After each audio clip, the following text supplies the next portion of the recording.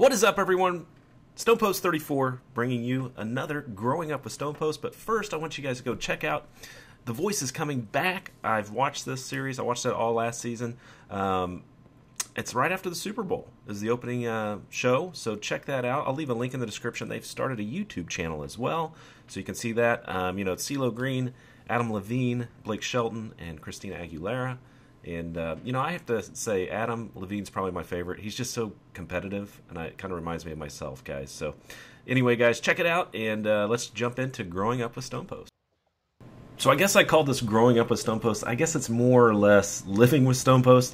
And this is a story that actually happened last year, 2011. It was, I believe, August. It was in the summer. And I was reminded about it, and I'm surprised I didn't actually tell you guys about it. Because it was kind of a big deal. I'm a pretty passive guy, pretty laid back, but I do have, I guess you could call it a switch, that once that is triggered, I kind of turn into a jerk. But what happened is, actually my buddy last week came over to my office, and he just stopped by to say hey. And he said, hey, yeah, I went to the bowl game in Dallas at the Dallas Cowboys Stadium. It was the K-State Arkansas game. He's a K-State fan, Kansas State fan. And he said, I had the worst experience.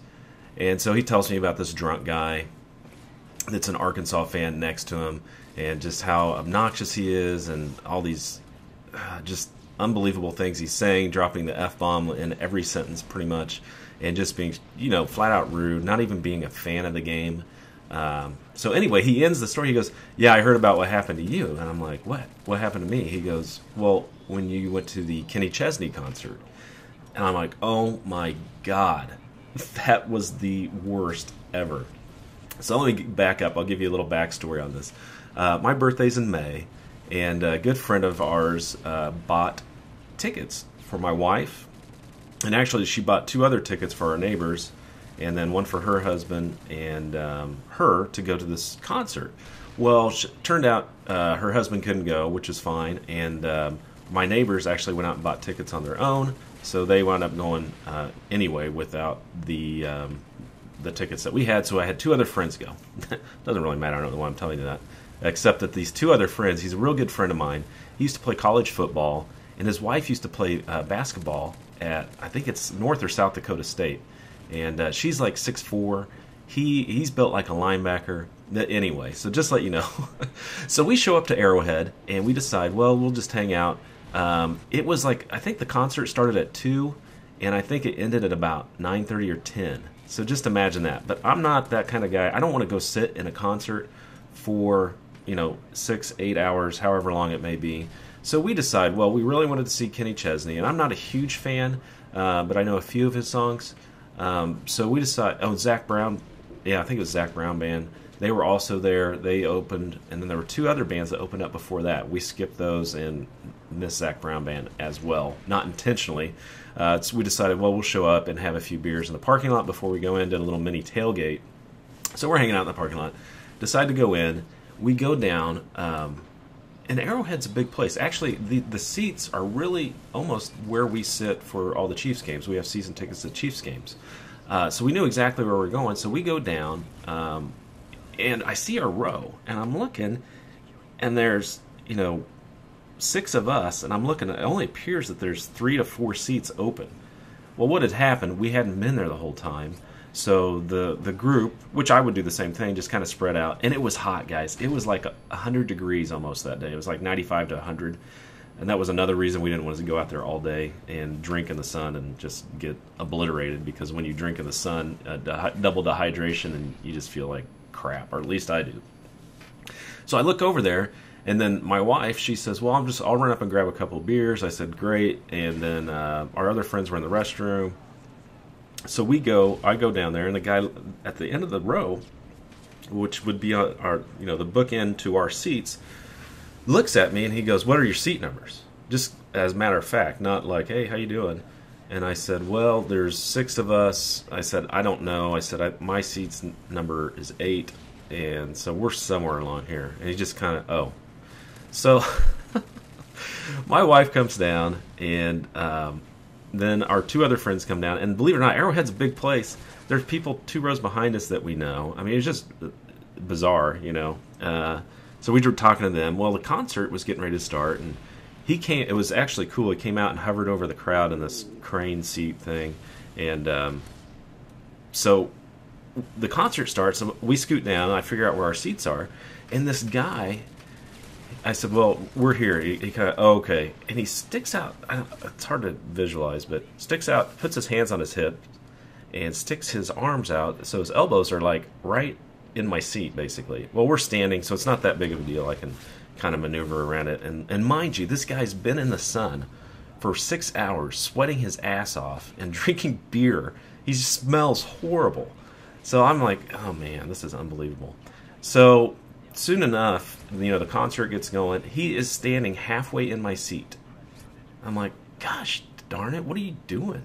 So I politely tap him on the shoulder and I said, hey, do you? He goes, what? I mean, I think all I got out was hey, and I said, hey, do you mind? I said, you're kind of in my seat and I'm cramped over here. Well, mind you, I didn't tell you, his wife, she's pushing 2 bills. She's a pretty big lady.